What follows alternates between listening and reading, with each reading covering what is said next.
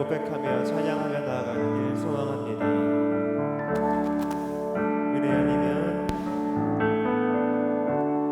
은혜 아니면 살아갈 수가 없네. 호흡마저도 다 주의 것이니 세상 평안과 위로 내게 없어도 예수, 오직 예수뿐이네. 다시 한번 은혜 아니면 살아갈 수가 없네. 호흡마저도 다 주의 것이니 세상 평안과 위로 내게 없어도 예수, 오직 예수뿐이네.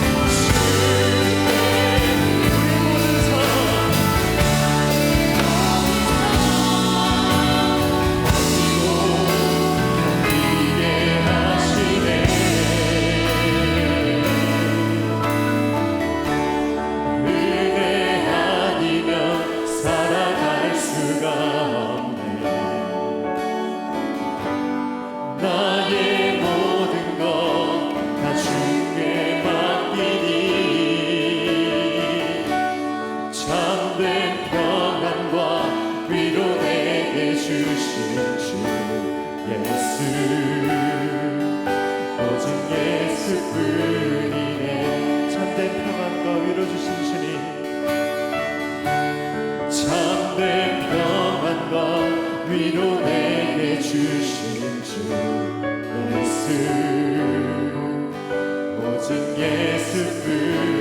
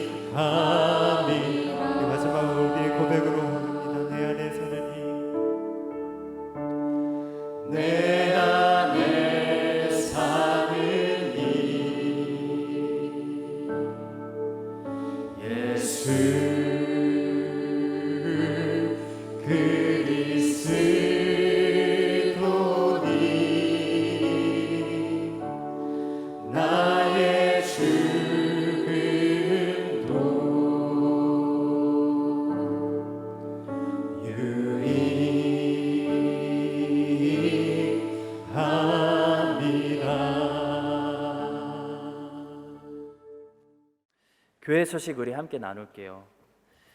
교회 소식 많이 있습니다. 다음 주 2부 예배는 부활절 온가족 예배로 드리고 성만찬 예식과 세례식을 나누도록 하겠습니다. 1부 예배도 있습니다. 1부 예배에서도 성만찬 예식을 나누고 세례식은 2부 예배, 온가족 예배 때만 하도록 하겠습니다. 또 다음 주 주일 저녁 6시에는 우리 본 교회에서 이 땅에 또 한인 교회들이 연합해서 또 매년 드렸습니다. 근데 작년에 코로나 때문에 못 드렸는데요. 부활절 연합 예배를 우리 함께 모여서 저녁에 드리도록 하겠습니다. 저녁 시간의 말씀은 올해 또 목회자협의회 회장으로 섬겨주시는 순복음교회 담임하시는 윤가희 목사님께서 말씀 전해 주시겠습니다. 다음 주 부활주일 2부 온가족 예배 때 세례나 입교, 유아 세례를 받기 원하시는 분들은 오늘까지 저에게나 또 교역자들에게 또 사무실에 말씀해 주시기를 바랍니다. 오늘 오후 1시 목양실에서 당회와 사역원장님들의 협력 사역회가 있도록 하겠습니다. 오늘 오후 6시에는 광고 드린 대로 신입 전입집사 훈련을 하도록 하겠습니다. 꼭 빠지지 마시고 훈련 받아주시기를 부탁드리겠습니다. 오늘 존칼빈 신학교는 저녁에 신입 전입집사 훈련으로 인해서 한 주 더 휴강하도록 하겠습니다. 데일라이트 세이빙 해제 안내 기억해 주시기 바랍니다. 다음 주 주일 부활주일 새벽 3시가 새벽 2시가 되는 겁니다. 새벽 3시까지 안 기다리셔도 됩니다. 요즘은 스마트폰이 자기가 알아서 시간을 거꾸로 조정한다고 합니다. 그래서 걱정 안 하시고 주무시면은 1시간 더 주무셔서 몸이 더 가벼우시겠습니다. 2020년도 4월부터 2021년도 3월까지 현금 영수증 사무실에 이제부터 신청해 주실 수 있겠습니다. 다음 주 토요일에는 새가친 사역원 트레킹 안내가 있습니다. 9시 반부터 출발한다고 합니다. 자세한 내용은 주보에 나와 있습니다. 슬픈 교우 소식 전해드립니다. 인치도 집사님 모친께서 26일 날 소천하셨습니다. 인치도 집사님께서 그 전에 한국에 가셨고 고현영 권사님께서 어제 또 급하게 가셨습니다. 위로와 이 가정을 위해서 기도 꼭 부탁드립니다. 요한계시록 3장 14절부터 22절의 말씀입니다. 요한계시록 3장 14절부터 22절의 말씀, 라오디게아 교회에게 주시는 말씀 우리 한 목소리로 받들어 합독하겠습니다. 라오디게아 교회의 사자에게 편지하라. 아멘이시요 충성되고 참된 증인이시요 하나님의 창조의 근본이신 이가 이르시되 내가 내 행위를 아노니 내가 차지도 아니하고 뜨겁지도 아니하도다. 내가 차든지 뜨겁든지 하기를 원하노라. 내가 이같이 미지근하여 뜨겁지도 아니하고 차지도 아니하니 내 입에서 너를 토하여 버리리라. 내가 말하기를 나는 부자라 부여하여 부족한 것이 없다 하나 내 공고한 것과 가련한 것과 가난한 것과 눈먼 것과 벌거벗은 것을 알지 못하는도다. 내가 너를 권하노니 내게서 불로 연달한 금을 사서 부요하게 하고 흰옷을 사서 입어 벌거벗은 수치를 보이지 않게 하고 안약을 사서 눈에 발라보게 하라. 무릇 내가 사랑하는 자를 책망하여 징계하노니 그러므로 내가 열심을 내라. 회개하라. 볼지어다 내가 문 밖에 서서 두드리노니 누구든지 내 음성을 듣고 문을 열면 내가 그에게로 들어가 그와 더불어 먹고 그는 나와 더불어 먹으리라. 이기는 그에게는 내가 내 보좌에 함께 앉게 하여 주기를 내가 이기고 아버지 보좌에 함께 앉은 것 같이 하리라. 귀 있는 자는 성령이 교회들에게 하시는 말씀을 들을지어다. 아멘. 오늘은 라오디게아 교회에게 주시는 말씀으로 일단 요한계시록에 나오는 7 교회에게 주시는 말씀 시리즈 설교를 마무리하려고 합니다. 이 라오디게아 교회는 요한계시록에 나오는 7 교회들 중에서 유일하게 아무런 칭찬도 받지 않은 교회입니다. 지금까지 살펴봤던 교회들 중에 제일 못했던 교회 사대교회는 사대교회도 주님이 조금 칭찬해 주시는 부분이 있었는데요. 라오디게아 교회는 아무리 찾아봐도 칭찬이 전혀 없습니다. 라오디게아 교회는 우리가 옛날에 살펴봤던 서문학 교회와 정반대의 교회다라고 생각하시면 되겠습니다. 서문학 교회는 겉으로 보면 가난한 사람들이 모여 있는 가난한 교회처럼 보였지만 실상은 부유한 교회다라고 칭찬받은 교회였습니다. 그런데 라오디게아 교회는 겉으로는 부유한 사람들이 모여 있는 것처럼 보였지만 실상은 가난하고 실상은 벌거벗고 실상은 눈먼 교회다라는 책망을 받았습니다. 17절입니다.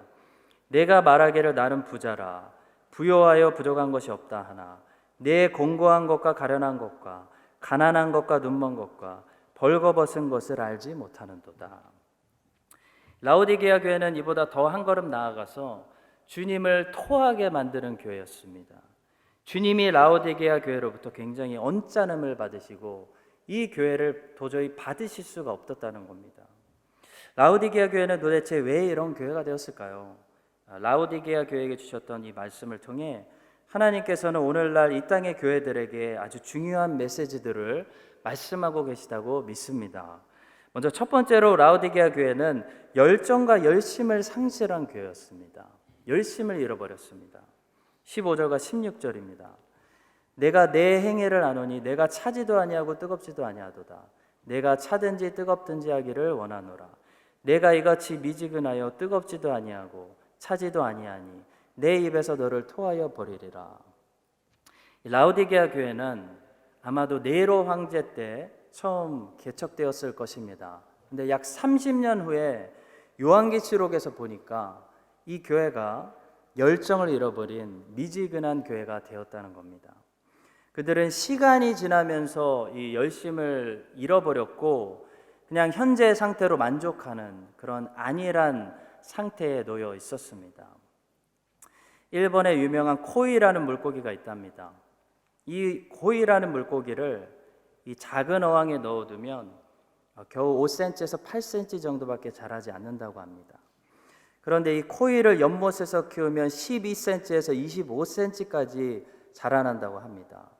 그리고 강물에서 놔두면 이 코이가 90cm에서 1m 20까지 자라날 수 있다고 합니다. 놀라셨죠? 한마디로 이 코이라는 물고기는 자신이 활동할 수 있는 환경에 따라서 조그만 피라미가 될 수도 있고 대형 잉어가 될 수도 있는 그런 특이한 물고기입니다. 이 코이를 생각하면서 저는 크리스찬이 생각났습니다. 꼭 크리스찬이 그렇지 않습니까?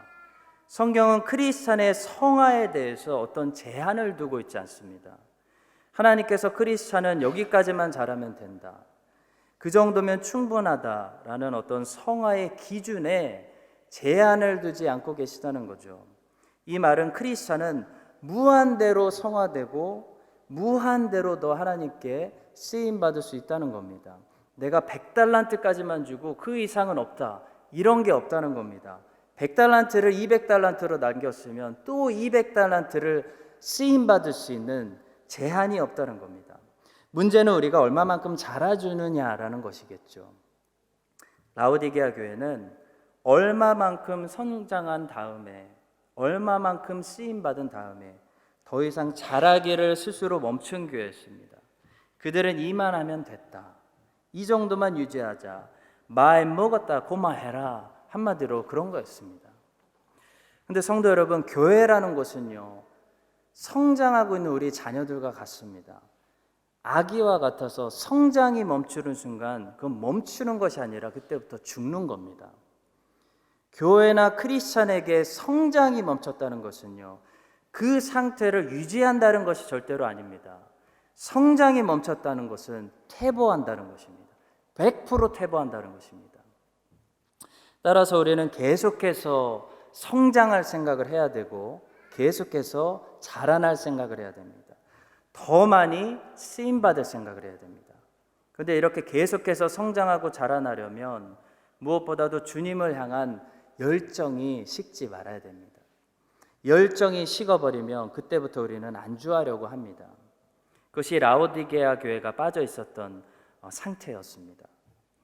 이스라엘이 아랍권 13개 나라들과 전쟁을 할 때 당시 이스라엘의 국방장관이었던 다얀이라는 사람이 이런 선전포고를 했다고 합니다. 지금 우리 이스라엘 군대는 최신 무기로 무장했습니다. 우리는 이 무기를 가지고 아랍 연합군들을 몇 시간 만에 물리칠 수 있습니다. 이 소식을 듣고 전 세계에 퍼져있던 아랍 국가들이 긴장했습니다. 저들이 핵무기를 사용하려나 보다. 그렇게 이스라엘이 선전포고를 하고 전쟁은 정확히 6일 만에 이스라엘의 대승리로 끝났습니다. 근데도 사람들은 이스라엘의 최신 무기가 무엇이었는지 깨닫지 못한 상태에 있었습니다. 그때 전쟁이 끝나고 이스라엘의 국방장관이 이렇게 말했다고 합니다. 우리의 승리는 최신 무기 때문이었습니다. 우리의 최신 무기는 모든 이스라엘 사람들 군인들의 가슴 안에 있는 불타는 애국심입니다 라고 말했다고 합니다. 실제로 하버드 대학교에서 이스라엘과 팔레스타인이 전쟁을 시작한다는 뉴스가 들리니까 이스라엘 학생과 팔레스타인 학생이 동시에 사라지는 해프닝이 있었다고 합니다. 나중에 알게 된 사실인데요, 이스라엘과 팔레스타인의 전쟁이 일어나자마자 이스라엘 학생은 전쟁에 참가하려고 이스라엘로 귀국했고요, 팔레스타인 학생은 군대에 끌려갈까 봐 자취를 감췄다고 합니다. 성도 여러분, 어느 나라가 전쟁을 이기겠습니까? 당연히 이스라엘이 이기는 거죠. 왜냐하면 이스라엘 사람들은, 유대인들은 우리가 아는 것처럼 이 불타는 열정적인 애국심이 있기 때문입니다. 그런데 성도 여러분, 생각해 봅시다. 유대인들보다 크리스찬이 더 열정이 있어야 되는 거 아닐까요? 유대인들이 이 지상의 유대 나라를 위해서 그 정도 열정을 가지고 있는데, 영생의 나라, 하나님의 나라를 이 땅에서 확장해 나가는 크리스찬이 얼마나 더 뜨거운 열정을 가지고 있어야 하겠습니까? 저는 하나님이 열심히 있는 자들을 쓰신다고 생각합니다. 다시 바꿔서 얘기하면 저는 하나님이 절대로 쓰시지 않는 사람들이 있다고 생각하는데, 그 사람들은 악한 사람들이 아니고요, 죄가 많은 사람들도 아니고 바로 하나님께 게으른 자들입니다. 하나님께서 악한 자들과 죄가 많은 자들은 고쳐서 쓰시죠. 사울처럼 고쳐서 쓰십니다. 그런데 하나님께서 미지근하고 열정이 없고 하나님께 게으른 자들을 쓰셨던 경우가 한 번이라도 있었을까요? 다소의 사울은 예수님 믿기 전부터 정말 열정이 많은 사람이었습니다. 그런 당시 가말리엘의 학교에서 최우수 학생이었습니다. 요즘 말로 하면 하버드를 수석으로 조접한 거죠. 여러분, 바울은 얼마나 열심히 예수 믿는 자들을 잡아다가 옥에 가뒀습니까? 만일 하나님을 향한 여러분과 저의 열정이 다메섹으로 가고 있던 사울의 잘못된 열정보다 더 뜨겁지 않다면 우리는 뭔가 잘못되어 있는 것 아니겠습니까? 만약 예수 믿는 사람들을 잡으려고 날뛰었던 사울의 열정이 예수를 믿게 하려고 하는 우리의 열정보다 뜨겁다면 우리는 회개해야 됩니다. 갈릴리 어부들은 무식한 사람들이었죠. 배우지 못했습니다. 그런데 갈릴리 어부들은 절대로 게으른 사람들이 아니었습니다. 어부가 게으른 거 보셨습니까? 부산 앞바다에서 고기를 잡는 어부들이 몇 시에 일어나는지 혹시 아십니까? 만약 고기를 잡으려는 그 어부들의 열정이 사람을 낚아야 되는 이 전도자들의 열정보다 더 뜨겁다면 여러분, 우리는 주님 앞에 뭔가 문제가 있는 것입니다. 멜번에서 직장 생활하고 있는 형님이 계십니다. 몇 년 전에 방문했을 때 새벽 예배 제가 인도하러 나가는 시간에 매일 출근하시는 형님을 보고 제가 가서 도전받고 왔습니다. 목사로서 더 열심히 일어나야 되겠구나. 게으르게 살면 안 되겠구나. 여기 사람들은 트래픽 2시간 걸리기 때문에 다 새벽 5시에 일어나는구나. 제가 깜짝 놀랐습니다. 마태복음 25장 달란트 비유에서 우리 주님은 하나님을 위해서 아무것도 하지 않고 달란트를 땅에 묻어뒀다가 다시 돌려준 그 종을 악하고 게으른 종아라고 책망하셨습니다. 그 한 달란트 받았던 종이 주님의 달란트 잃어버렸습니까? 둘째 아들처럼 가서 탕진했나요? 아니죠. 주인님 돈 제가 다 갖다 썼습니다 라고 말하지 않았습니다. 한 달란트 받았던 종은 주인의 돈 잃어버리지 않았습니다. 근데 왜 악하고 게으른 종입니까? 한 달란트로 주인의 뜻을 위해서 아무 일도 하지 않았기 때문입니다. 주의 영광을 위해서, 주님의 나라를 위해서 아무 일도 하려고 하지 않는 삶이 악하고 게으르고 열정이 없는 삶입니다. 미지근한 삶입니다. 성도 여러분, 우리는 얼마나 주님의 나라를 위해 이런 뜨거운 열정을 가지고 있나요? 예수를 믿지 않는 우리의 친구들이 혹시 우리들보다 새벽부터 밤늦게까지 더 열심히 인생을 살고 있는 거 아닐까요? 그렇다면 우리는 회개해야 됩니다. 부끄러워해야 됩니다. 하나님께서 다시 하나님을 향한 이 불을, 열정을 우리에게 붙여주셔서 내가 뜨거운 불붙은 사람들이 되게 하시고 다시 열심으로 주님을 섬기고 주님의 나라를 위해 다시 헌신하는, 적어도 예수를 믿는 사람들을 잡으러 가는 그 다소의 사울보다는 우리가 열심히 일할 수 있는 그런 뜨거워지는 교회 될 수 있기를 주님의 이름으로 축복합니다. 두 번째로, 라오디게아 교회는 차지도 않고 덥지도 않은 미지근한 교회였습니다. 그 말은 두 가지 의미를 말한다고 할 수 있습니다. 첫 번째는 교회가 변질했다는 겁니다. 변화는 긍정적인 의미를 가지고 있을 수도 있는데요, 변질은 부정적인 의미를 가지고 있습니다. 라오디게아 교회에게 말씀하실 때 주님은 굉장히 그 당시 라오디게아 지역 환경에 맞춰서 비유를 가지고 말씀하셨습니다. 예를 들어 라오디게아 위에 있는 히에라볼리라는 지역이 있었는데 거기는 온천이 많았다고 합니다. 지금도 그 동네 가면은 온천으로 유명하다고 합니다. 과거 로마 황제들이 우리가 햄머 스프링스 가듯이 히에라볼리로 이제 놀러 와가지고 그곳에서 온천을 할 정도로 온천물이 많았다고 합니다. 이 히에라볼리 지역에서부터 밑으로 약 19km 정도 쭉 이 뜨거운 물이 내려옵니다. 내려오면서 라오디게아 지역에 지나가게 되면 이 물들이 식어서 미지근한 물이 되었다고 합니다. 그리고 라오디게아 지역을 다 지나가서 더 밑으로 골로새까지 물이 내려가면 이 물이 완전히 다 식어서 골로새 지방 사람들에게는 차가운 물을 공급해 주었다고 합니다. 따라서 라오디게아 지역에 사는 사람들만은 항상 이 미지근한 물을 공급받았기 때문에 생활에 여러 가지 불편함이 많은 그런 지역이었다고 합니다. 그런데 주님이 지금 라오디게아 교회가 바로 그런 미지근한 교회와 같다, 미지근한 물과 같은 상태다라고 전곡을 찔러서 지금 말씀하신 겁니다. 자, 이 말은 첫 번째로 라오디게아 교회가 변질했다, 예전과 같지 않다, 식었다라는 말씀입니다. 성도 여러분, 미지근한 물은 어떤 물이냐면 처음부터 미지근한 물이 아니죠. 미지근한 물은 뜨거웠던 물이 식은 겁니다. 과거에는 너무 뜨거운 물이었는데 식어서 지금은 미지근해진 것이 지금 라오디게아 지역에 흐르고 있던 미지근한 상태였습니다. 사도 바울이 살아있을 때 약 AD 60년대, 그러니까 네로 황제 시대 때는요, 골로새서를 써서 골로새 교회 편지를 쓰고 그 골로새서를 라오디게아 교회에게도 편지를 읽게 하라고 권했습니다. 근데 골로새서를 아무리 살펴보아도 라오디게아 교회에 대해서 사도 바울이 하나도 책망하지 않고 있었던 것을 보면 네로 황제 시대 때 30년 전에는 라오디게아 교회도 굉장히 뜨거웠던 교회였던 것 같습니다. 엄청난 핍박이 시작됐기 때문에 다른 초대교회들처럼 라오디게아 교회도 굉장히 뜨거웠던 교회가 분명합니다. 근데 30년이 지났습니다. 도미티안 황제 시대가 왔습니다.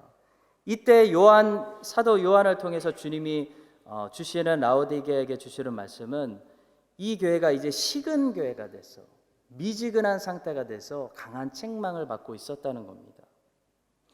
여러분, 처음부터 요 정도만 일할 수 있는 사람이 이 정도만 일하는 거 하고 과거에는 이만한 일을 감당했던 사람들이 이제 이 정도만 일하는 것은 다른 겁니다.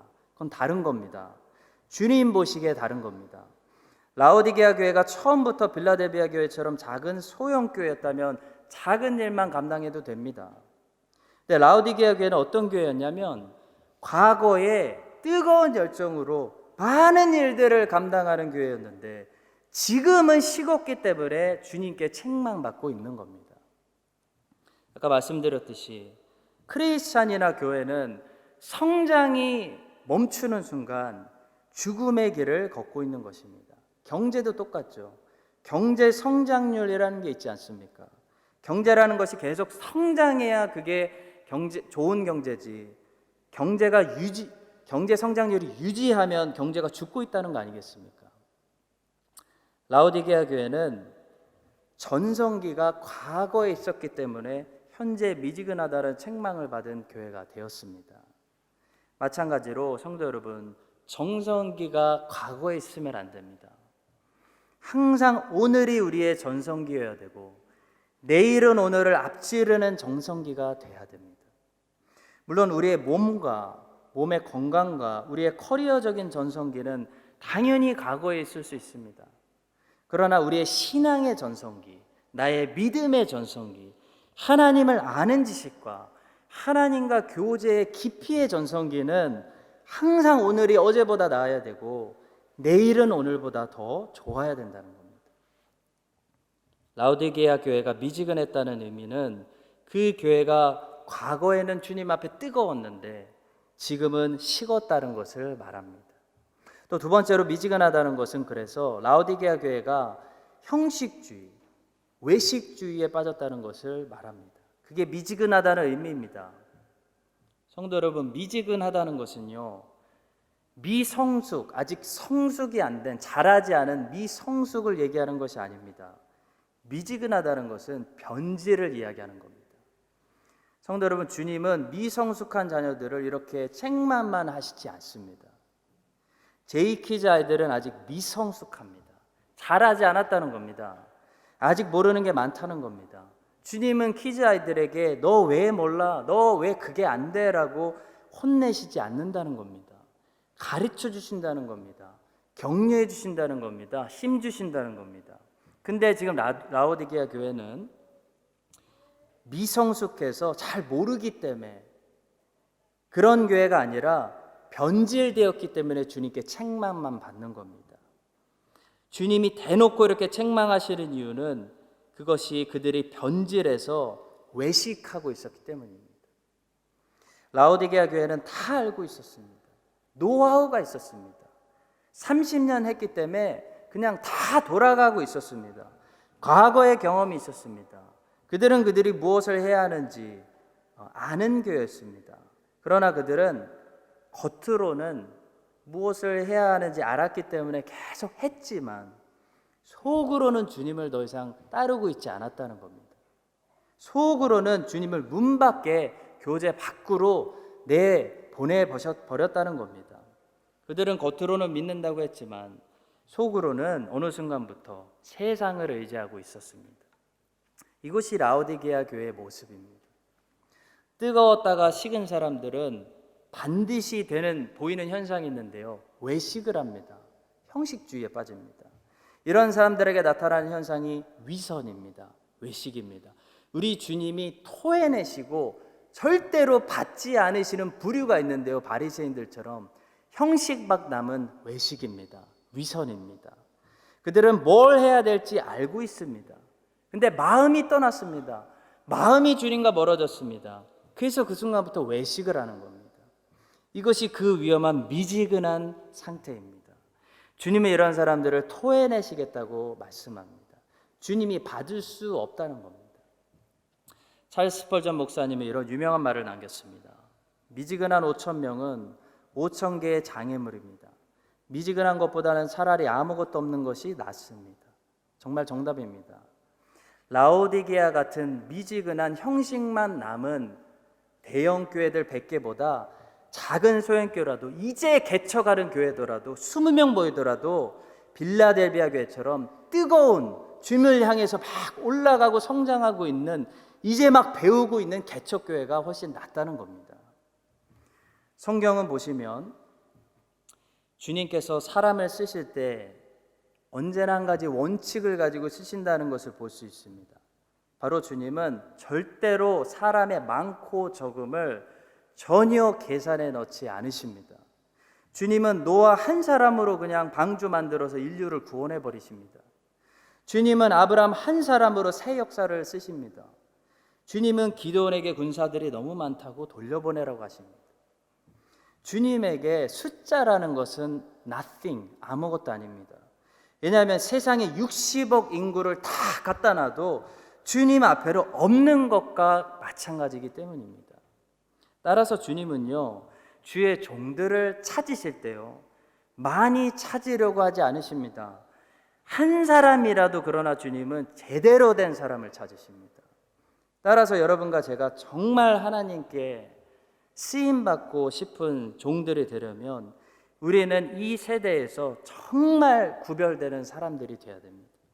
주님은 뉴질랜드를 개혁시키고 뉴질랜드를 이 세대를 다시 부흥시키기 원하시는 줄로 믿습니다. 주님이 사람을 찾으시는데 많은 사람들을 필요한 게 아닙니다. 큰 교회가 필요한 게 아니라는 겁니다. 제대로 된 한 사람이 나오면 그 사람을 통해 나라 전체를 바꾸시는 역사를 만들어 가신다는 겁니다. 사무엘 한 사람이 제대로 나오니까요, 250년 사사시대가 그냥 멈추는 겁니다. 다윗 한 사람이 나오면 새로운 역사가 일어난다는 겁니다. 16세기에 유럽에서 루터 한 사람 나오지 않았습니까? 한 사람이 제대로 복음을 깨달으니까, 한 사람이 제대로 복음을 선포하니까 유럽 전체가 뒤집어지는 역사가 일어나는 겁니다. 여러분들이 많고 적음, 큰 교회, 작은 교회가 아니라 제대로 다니엘처럼 신앙생활 하시는 한 사람이 되면요, 루터와 칼빈처럼 하나님이 여러분의 인생을 쓰셔서 이 세대와 다음 세대와 뉴질랜드와 호주와 대한민국과 아시아와 러시아까지 하나님 나라의 새 부흥을 일으켜 세워주실 줄로 저는 확신합니다. 마지막 세 번째로 주님께서 라오디게아 교회에게 책망하시면서 이제 이렇게 해야 된다라고 권면하시는데요, 18절의 말씀을 먼저 보겠습니다. 내가 너를 권하노니 내게서 불로 연달한 금을 사서 부요하게 하고 흰옷을 사서 입어 벌거벗은 수치를 보이지 않게 하고 안약을 사서 눈에 발라보게 하라. 이게 해결책입니다. 자, 어떤 말씀일까요? 이 말씀 또한 주님께서 당시 라오디게아 교회의 환경에 맞춰서 비유적으로 말씀하신 말씀입니다. 라오디게아 지역에는 세 가지 특징이 있었는데요, 첫 번째로 은행이 있었습니다.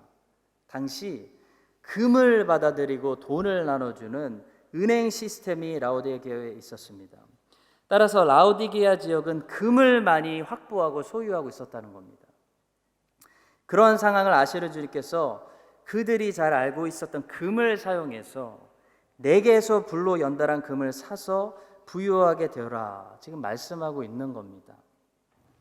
자, 라오디게아 교인들은 많은 금을 가지고 있었습니다. 그래서 스스로를 부유한 사람, 우리는 부자 교회다라는 자신감이 있었습니다. 근데 주님이 어느 날 문득 말씀하십니다. 너희들은 가난하다. 너희들의 특징이 뭔지 알아? 너희들은 가난한 교회다라고 말씀하십니다. 그리고 말씀하십니다. 너희들은 나에게서 불로 연단한 제대로 된 금을 사야 된다. 제대로 된 금을 사야 너희들이 비로소 부자가 될 수 있다라고 말씀하시는 겁니다. 자, 그렇다면 주님이 말씀하신 제대로 된 금은 도대체 뭘까요? 주님이 말씀하신 불로 연단한 금은 믿음을 가리킵니다. 베드로전서 1장 7절의 말씀입니다. 너희 믿음의 확실함은 불로 연단하여도 없어질 금보다 더 귀하여 예수 그리스도께서 나타나실 때 칭찬과 영광과 존귀를 얻게 하실 것이라. 뭐요? 물질의 금이요? 아니요. 물질의 금보다 귀한 믿음이 우리로 칭찬과 존귀와 영광을 준다라는 것입니다. 라오디게아 교인들처럼 돈이 많고 금이 많아도요, 믿음이 없으면 사실 가난한 사람들이다라는 것입니다. 정말 우리가 부자가 되고 정말 부유한 사람이 되려면 물질의 금이 아니라 캐시가 아니라 불로 연달한 금보다 더 귀한 믿음이 있어야 됩니다. 야고보서 2장 5절이 말씀합니다. 내 사랑하는 형제들아 들을지어다. 하나님이 세상에서 가난한 자를 택하사 믿음에 부유하게 하시고 곧 믿음으로 부자가 되게 하시고 또 자기를 사랑하는 자들에게 약속하신 나라를 상속으로 받게 하지 아니하셨느냐. 성도 여러분, 금이 돈이 우리들을 부유하게 만드는 거 아닙니다. 믿음이 우리를 부자로 만들어줍니다. 믿음은 주님이 주시는 선물이죠. 그래서 이 우리를 부자로 만들어주는, 부유하게 만드는, 풍성하게 만드는 믿음을 달라고 주님께 간구하라는 말씀입니다. 또 라오디게아 지역은 뉴질랜드와 굉장히 비슷한 것 같습니다. 온천도 많았고요, 검은 양모를 생산하는 지역으로 유명했습니다. 양털 하면 뉴질랜드 아닙니까? 아멘. 마찬가지로 당시 양모 하면 당시 라오디게아가 유명했습니다. 근데 주님은 그런 사람들에게 18절에서 이렇게 말씀하시는 거죠. 내가 너를 권하노니 내게서 불로 연단한 금을 사서 부요하게 하고 흰 옷을 사서 입어 너희들의 벌거벗은 수치를 보이지 않게 하라라고 말씀합니다. 또 갈라디아서 3장 27절은 성도가 입어야 될 옷이 무엇인지 이렇게 말씀합니다. 누구든지 그리스도와 합하기 위하여 세례를 받은 자는 그리스도로 옷 입었느니라. 참 아이러니하죠. 그 터키 어느 지역보다도 제 생각에 라오디게아 사람들이 옷을 제일 멋쟁이로 입고 다녔을 것 같습니다. 자, 그런데 주님이 보실 때 아무리 양털 옷을 잘 입고 다녀도 그리스도로 옷을 입지 않으면 너희들 벌거벗고 아담과 하와가 죄짓고 수치스럽게 벌거벗고 다닌 거랑 똑같다라는 말씀입니다. 충격적인 말씀이죠. 당시 라오디게아 사람들 돈 많았습니다. 요즘 말로 하면 명품 옷들 입고 교회 다녔다는 겁니다. 근데 주님은 너희들 벌거벗고 빨개 벗고 다닌다 진단하신 겁니다. 여러분, 주님은 우리가 그리스도로 옷 입는 것만 우리가 옷 입은 것으로 보십니다.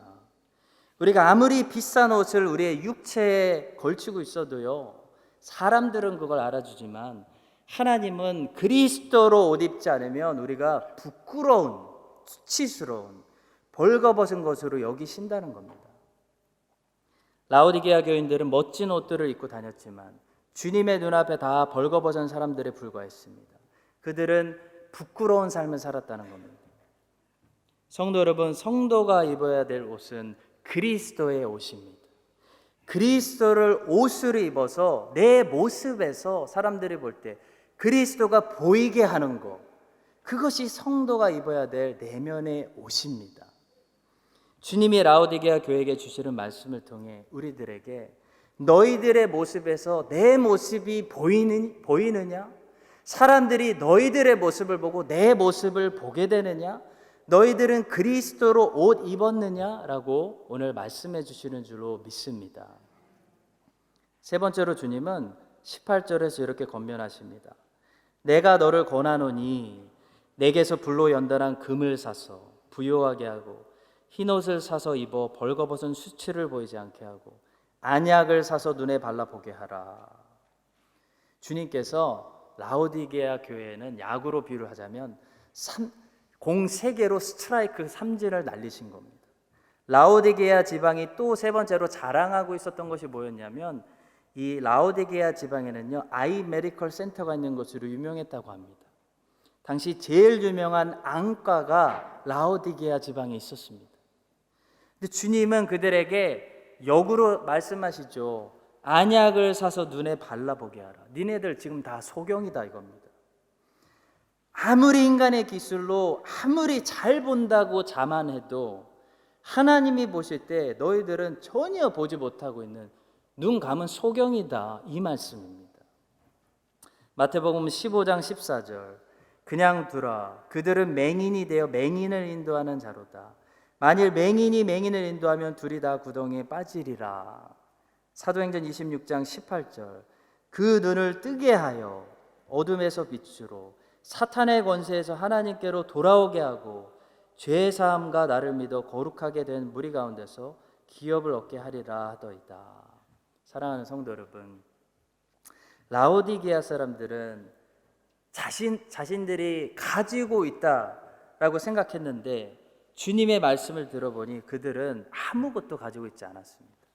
마찬가지로 우리 교회도 라오디게아 교회처럼 30년 됐는데 우리 교회가 많이 가지고 있고 많이 잘한다고 생각했는데 평생 열심히 살았는데 어느 날 주님이 말씀하시기를 너희들은 아무것도 가지고 있지 않다. 빨리 내게로 다시 와서 이런 것들을 사서 너희들을 부유하게 하라. 말씀하시면 얼마나 황당하겠습니까? 라오디게아 교회에게 마지막으로 주신 말씀에 주목해야 됩니다. 이것을 잘해야 주님이 주시고자 하시는 것들을 우리가 가지고 부유하게 될 수가 있습니다. 이걸 잘하는 사람이 주님 보실 때 부유한 사람이 됩니다. 그게 뭘까요? 바로 주님과의 교제입니다. 주님이 라오디게아 교회에게 마지막으로 말씀하십니다. 라오디게아 교회가 주님을 이미 교제 밖으로 나가게 하시고 문을 닫고 있었다는 것을 우리가 보게 합니다. 20절의 말씀입니다. 볼지어다 내가 문 밖에서 서서 두드리노니 누구든지 내 음성을 듣고 문을 열면 내가 그에게로 들어가 그와 더불어 먹고 그는 나와 더불어 먹으리라. 하나님과 교제하는 사람은요, 믿음을 얻게 되고 그 모습이 마치 예수 그리스도를 옷 입은 것처럼 하는 모습마다 예수님을 드러내게 되고 영적인 눈이 열려서 영적인 영생의 것들을 언제나 선택할 수 있는 복을 받게 되는 줄로 믿습니다. 예수님과 지속적인 교제가 우리를 이렇게 부유하게 만듭니다. 우리를 진정한 부자로 만드는 이런 주님과의 교제를 과연 우리 교회가 잘하고 있는가? 과연 나는 잘하고 있는가? 혹시 내가 어느 순간부터 주님을 마음의 교제 밖으로 밀어내고 문을 닫고 있는 것은 아닌가? 고난주간이 시작되는 이 시간에 여러분들 각자 다 점검하시고 혹시 그랬다면 문 밖에서 서서 다시 나랑 교제하자라고 두드리고 계시는 주님께 문을 활짝 여는 그런 거룩하고 경건하고 아름다운 주님과의 골방 교제가 회복되는 모든 성도님들 되시기를 예수 그리스도의 이름으로 간절히 축원드립니다. 기도하겠습니다. 주님, 지난 몇 주 동안 우리 교회가 요한계시록에 나오는 7 교회들에게 주시는 말씀을 우리가 함께 들었습니다.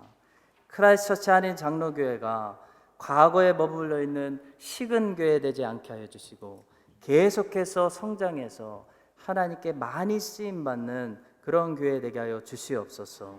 세상의 물질을 자랑하는 교회가 아니라 조금 가난하더라도 불로 연단한 믿음의 금을 자랑할 수 있는 교회 되게 하시고 겉모습이 아니라 예수 그리스도로 우리의 영혼을 옷 입어서 우리 성도들이 가는 곳에서 예수님의 모습을 드러낼 수 있는 향기 나는 교회 되게 하여 주시옵소서.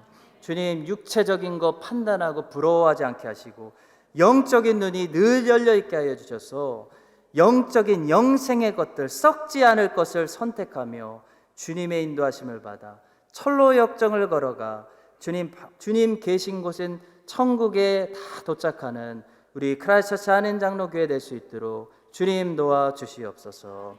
감사드리며 우리 교회의 머리가 되시는 예수님의 이름으로 기도합니다.